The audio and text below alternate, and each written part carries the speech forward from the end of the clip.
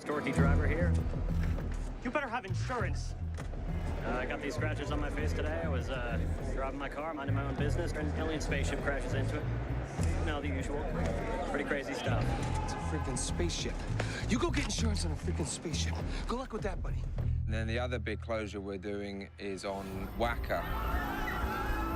We have a 3-block street closure on Wacker Drive, which is one of the major streets in Chicago. This set is supposed to be Hong Kong. We were looking for a lot of glass and steel, a lot of modern architecture like they have in Hong Kong. So we've covered every sign, every street sign. There's 168 street signs. We're reversing the traffic, painting out the street markings. Here we go, ready, everybody. We try to be prepared for lots of curveballs because he's a very spontaneous and creative guy. So, you know, when he gets here, he's thinking up shots as we go. I have everybody's phone number in my cell phone. Any question, like they just decided they wanted to have a camera inside that lobby, so I call up the general manager, can we put a camera inside the lobby? I have people stationed at every single building to kind of create a playground for him. Guys, we're rolling, guys. 4, 3, 2, 1.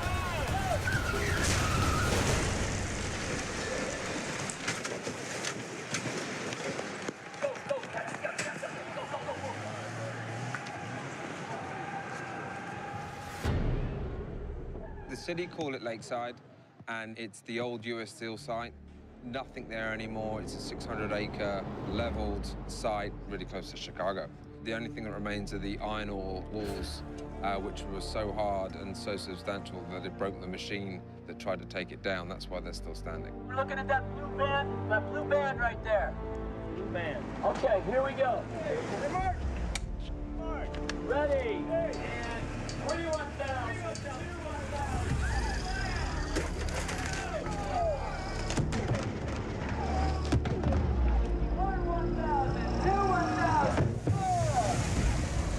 A great backlot for us to create some Hong Kong tsunami type events and have a bit of room to move. That's what I'm talking about. Woo! It's going to be action. It all starts lifting on action. You know what I'm saying? 3, 2, 1, action.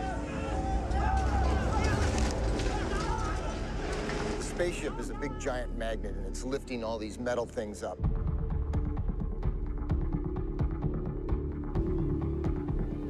So it lifted the bus up, we had rigged on its side, lifted up, rolled it over, and the stunt people fell out through breakaway glass windows onto the ground.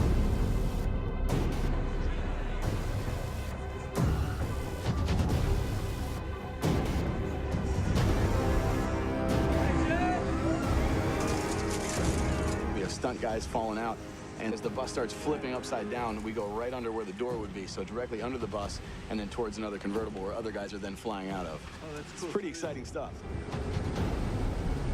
You have people literally within inches, not only running by the cart, but also falling on top of the cart or falling right in front of the cart. So a little bit of avoidance there, plus keeping a smooth path with the camera. It's a pretty exciting deal.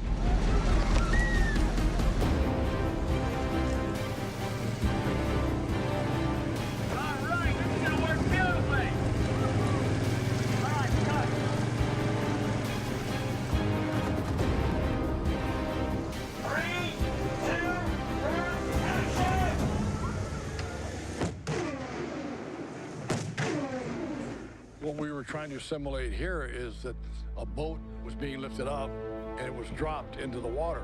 Everything we did was the splash. And we had come up with this concept of using those tanks because you need to get a lot of water a lot of times. So dump tanks have been around since the beginning of movies. It's, you know, it's a device, holds a lot of water, lets a lot of water go at one time. John Fraser built 6 of these dump tanks, 11,000 gallons each, and there's 6 of them up there with big trap doors that are fired by cutting a cable and dumping all the contents at once. You need a lot of head pressure. Those tanks are 40 feet in the air. So when you let that water go, it moves things. Are you pulling all of them? You're looking out that way, and then you say back up, right away, okay? You don't. 3, 2, 1, and action.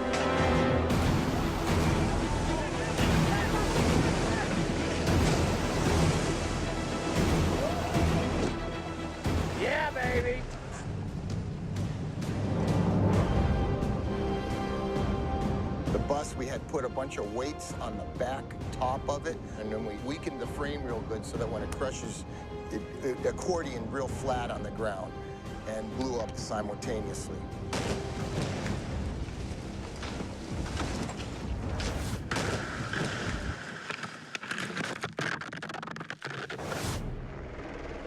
So this is the grand finale. We're supposed to be in Hong Kong, but we're at the Damon Silos, which is state-owned property for sale off the north side of the 55, going out of Chicago. Quiet, guys. Let's roll on this 40, okay? Quiet. Ready, and dust, and boom! As long as we left it in a safer or as safe condition as found, we could do pretty much anything we liked. Okay, let's go hot, please. Going hot.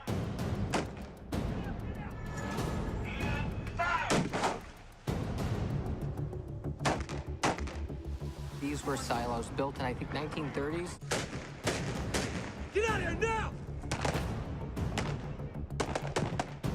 And Michael came in and destroyed the shit out of them.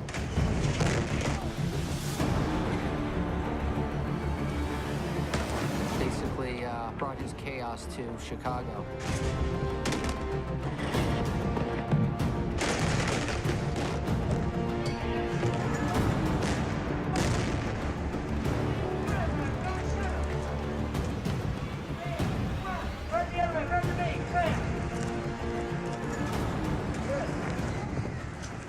Everything that we do in the movies is, we're not really ever blowing anything up. I got it! I got it! We're simulating. Oh, my God. Oh, my God. The helmet's filled. When we blew up the two walkways that connect the silos, that was the real deal.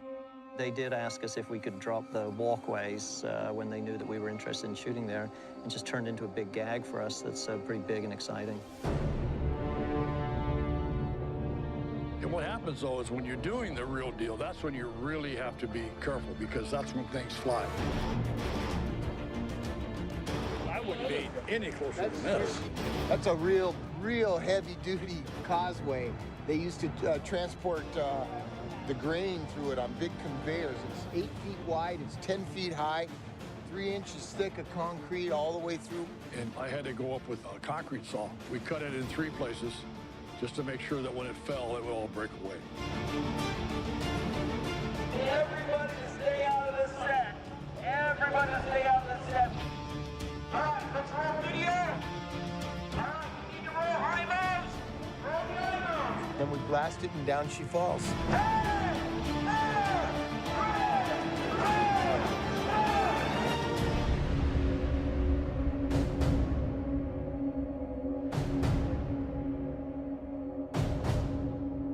You know, you're 125 feet in the air. You don't want to have the fire department or any of the special effects crew members to run up those stairs and put out a fire. So we ran our own sprinkler system in the whole building. And then as soon as the explosion went off, the water was right there. We just revved up the pumps and put all the fires out. And those are things that you do just to make everything safe.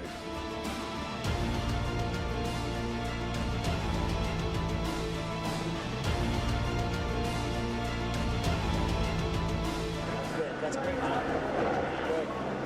Hey, looks good. Also goes in. Let's see it again. I didn't think it was going to be that big. It's 8 a.m. and we're thinking about maybe dropping those 2 bridges. Well, where did they go? Where did they go? Somebody beat us to it.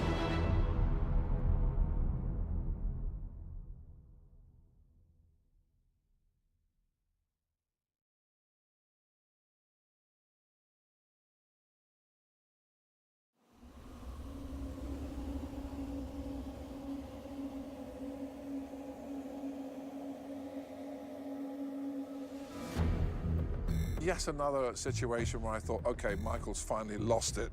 He wants us to do Hong Kong in Detroit. Hong Kong and Detroit. Well, it says it itself, does it not? Hong Kong and Detroit. You sort of go, you sort of clean your ears out and think, okay. Creating Hong Kong in the middle of downtown Detroit is just pretty damn remarkable, you know?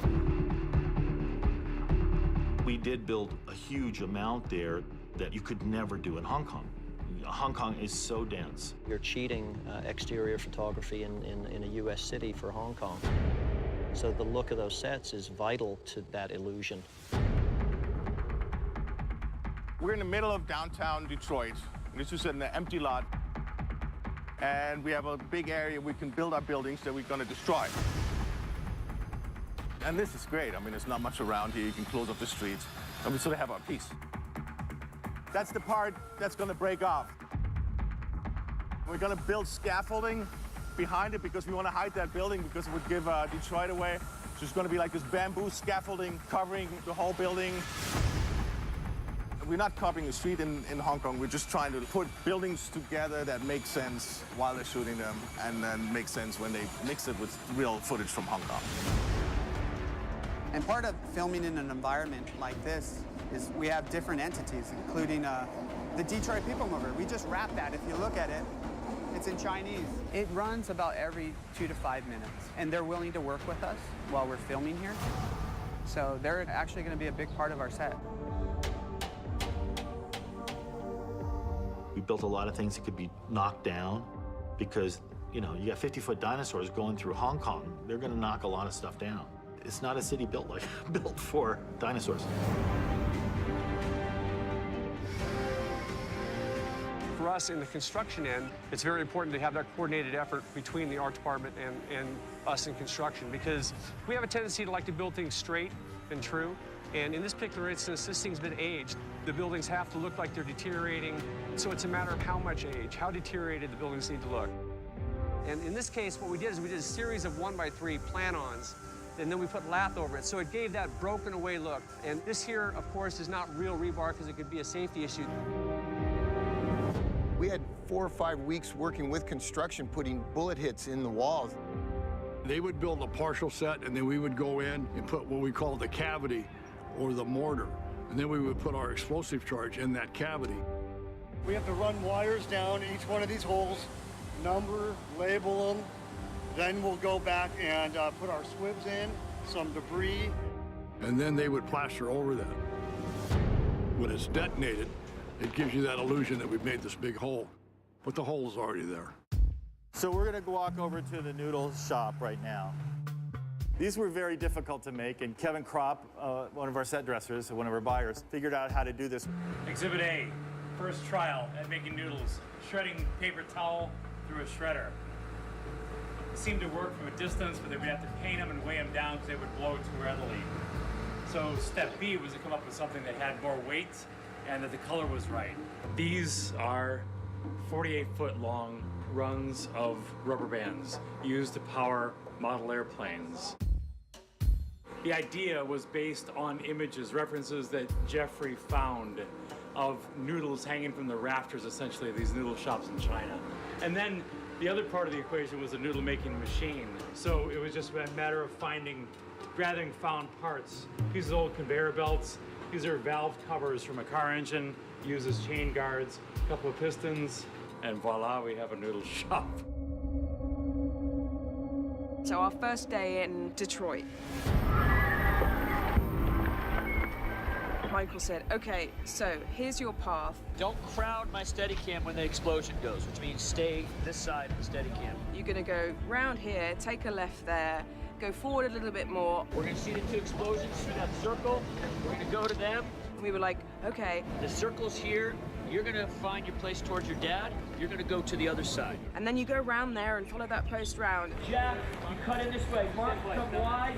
Come in here. You're gonna go to this mark right here. I'm gonna shout missile. When I shout missile, you duck. Boom! That thing goes. You guys then cut in this way.